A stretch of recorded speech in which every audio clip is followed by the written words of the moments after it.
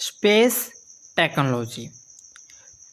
Space technology इसमें हम यहाँ पर सिर्फ नोट्स फॉर्म या एक सिंप्लीफाइड सीरीज में हम समझेंगे। इसको हम पूरी डिटेल में नहीं समझ रहे हम, लेकिन पूरी इसका सिम्बलाइज समझेंगे हम। इसके कंसेप्ट क्या है बेसिक, उसके बारे में थोड़ा बहुत समझेंगे। तो क्या है Indian space research program, ISRO, India का ये स्पेस, इसका ऑब्जेक्टिव क्या है? स्पेस का पीसफुल यूज करना, self reliant space sector develop करना, खुद की स्पेस टेक्नोलॉजी।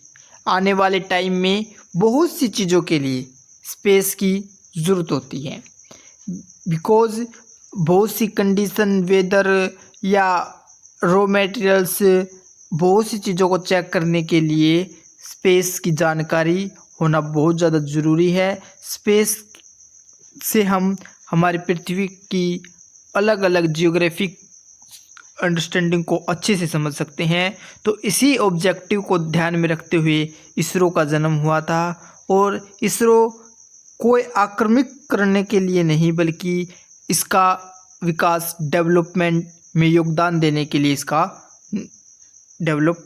निर्माण हुआ था। तो क्या की ऑर्गेनाइजेशन है इसकी, देख सकते हैं हम, डिपार्टमेंट ऑफ स्पेस, जिसे DOS कहते हैं। 1972 में इसको बनाया गया था, डिपार्टमेंट ऑफ स्पेस को। इसरो का पेरेंट ऑर्गेनाइजेशन, ये क्या है? इसरो का पेरेंट ऑर्गेनाइजेशन है। इन स्पेस 2020 में लॉन्च हुआ है प्राइवेट कंपनीज को स्पेस सेक्टर में एंट्री देने के लिए। ठीक है। New space India limited ISRO का कॉमर्शियल आर्म है, जो सैटेलाइट लॉन्च और स्पेस सर्विस बचाता है। तो सैटेलाइट ऑर्बिट क्या है, सैटेलाइट की क्या बातें हैं ऑर्बिट में जाने के लिए? देखो, सबसे पहले लो अर्थ ऑर्बिट, इसकी हाइट 160 किलोमीटर से 2000 किलोमीटर तक होती है। इसका जो यूज है वो अर्थ की ऑब्जर्वेशन और स्पेस स्टेशन के लिए इसका इस्तेमाल किया जाता है। जैसे RI सेट, सेट का मतलब यहाँ पर सैटेलाइट ही होता है, R1 सैटेलाइट ऐसे कह सकते हैं। प्रॉब्लम क्या है? जल्दी डिग्रेड हो जाता है, स्पेस डेब्रिस का इशू होता है। अगला क्या है? MEO मीडियम अर्थ ऑर्बिट, इसकी हाइट 2000 किलोमीटर से 35,786 किलोमीटर तक होती है। इसका यूज GPS और नेविगेशन सिस्टम के लिए होता है। इसकी प्रॉब्लम क्या है? हाई पावर लगती है इसके अंदर। GEO गेस्टेशनरी ऑर्बिट, जियोस्टेशनरी ऑर्बिट क्या है? जिसकी हाइट 35,786 किलोमीटर पर होती है। इसका use TV broadcasting, communication, satellite जैसे GSAT के लिए इसका यूज होता है। फीचर क्या है? एक जगह फिक्स रहता है क्योंकि अर्थ का रोटेशन के साथ सिंक होता है। HEO हाई अर्थ ऑर्बिट, इसकी हाइट कितनी है? 35,786 किलोमीटर से ऊपर है। इसका यूज स्पेस साइंस और इंटरप्लैनेटरी मिशन में होता है। पोलर ऑर्बिट, अर्थ के पोल्स क्रॉस करता है, पूरे ग्लोब कवर करने के लिए इसका यूज किया जाता है। सन सिंक्रोनस ऑर्बिट, हर दिन एक ही समय पर एक ही जगह से गुजरने वाला ऑर्बिट है। लॉन्च व्हीकल्स, जैसे रॉकेट टाइप, रॉकेट अलग अलग तरह के होते हैं, इनमें लगने वाला फ्यूल के बारे में पढ़ेंगे और पी लोड कैपेसिटी, की लोड करने की कैपेसिटी कितनी है। SLV रॉकेट, ये इसका फ्यूल सॉलिड होता है, ये 40 kg तक इसकी पेलोड कैपेसिटी होती है। इसका यूज रोहानी सैटेलाइट लॉन्च 1980 में किया गया था। ASLV, इसमें भी फ्यूल जो इस्तेमाल होता है वो सॉलिड होता है। इसमें 150 kg तक पेलोड कैपेसिटी है। इसका यूज सेरोस सैटेलाइट के लिए हुआ था। PSLV, इसमें सॉलिड और लिक्विड का इस्तेमाल किया गया है। इसकी जो पेलोड कैपेसिटी है वो 17 1750 kg तक होती है। इसका यूज किस में लिए किया गया है? चंद्रयान 1 में और मंगलयान में इसका इस्तेमाल किया गया था। GSLV cryogenics 5000 GTO payload capacity होती है। इसका यूज GSAT सैटेलाइट में किया गया है। SSLV इसका फ्यूल सॉलिड होता है। 50 LEO लो अर्थ ऑर्बिट में इसकी तक ले जाया गया है। इसका यूज EOS 7000 में ही किया गया है। RLVTD यूरिजिबल के लिए इस्तेमाल किया गया था। ये एक सिर्फ टेस्ट मिशन था। इसका यूज फ्यूचर में जो रॉकेट जाएंगे उनको वापस लाने के लिए किया जाएगा। पुष्पक इसका एक उदाहरण है। अब ये सैटेलाइट की एप्लीकेशन और या उसके प्रकार उपयोग समझेंगे। सबसे पहले रिमोट सेंसिंग सैटेलाइट है। ये पैसिव और एक्टिव। पैसिव मतलब सनलाइट का यूज करता है, मतलब इसमें इसको ये दिन में ही इसका इस्तेमाल होता है। मैपिंग के लिए यूज होता है क्रेटोसैट।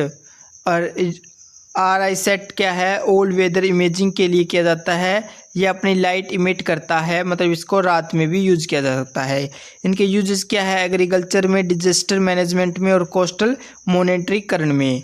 कम्युनिकेशन सैटेलाइट इसकी जो फ्रीक्वेंसी बैंड है वे SC KU KA ये high frequency better data speed के लिए इसका यूज किया जाता है।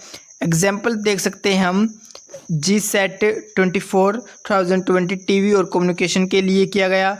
GSAT 7 इंडिया नेवी के लिए स्पेशल कम्युनिकेशन सैटेलाइट है। नेविगेशन सैटेलाइट नेविक क्या है? Navigation with Indian constellation India के खुद का GPS सिस्टम है ये। कवरेज इंडिया के 1500 किलोमीटर सराउंडिंग एरिया तक करता है। साइंटिफिक सैटेलाइट ये एस्ट्रोसैट गैलेक्सीज और स्टार को स्टडी करने के लिए किया गया। निसार नासा और इसरो का सैटेलाइट 2000 इन्वायरमेंट और अर्थ क्वेक मॉनिटरिंग के लिए। इम्पोर्टेंट स्पेस मिशन है चंद्रयान 3। जैसे चंद्रयान में हम क्या करके आए थे? चंद्रयान 1 में मून पर हमने खोज की थी वाटर की। और चंद्रयान 2 हमारा पूरी तरह नहीं, लेकिन कुछ खामियों के कारण फेल हुआ था। तीसरा हमारा चंद्रयान 3 जिसमें विक्रम लैंडर और प्रज्ञान रोवर थे जो मून पर सक्सेसफुली लैंड हुए साउथ पोल पे। और पीलोड रंभा मून के प्लाज्मा को स्टडी करता है। और CHEST मून के थर्मल प्रॉपर्टीज़ को चेक करता है। मंगलयान 2013 इंडिया का पहला मार्स मिशन था और लो कॉस्ट और फास्ट अटेम्प्ट में सक्सेस हुआ था। PSLV सैटेलाइट का इसमें इस्तेमाल किया गया था। आदित्य L1 देख सकते हैं हम। आदित्य L1 इसका नाम L1 क्यों है? क्योंकि देखो यहाँ पर 5 पॉइंट है। L1 L2 L3 L4 L2 यहाँ पर है, यहाँ पर पृथ्वी जैसे ये पॉइंट है ना, यह पॉइंट बिल्कुल पृथ्वी के सामने L2 पॉइंट है।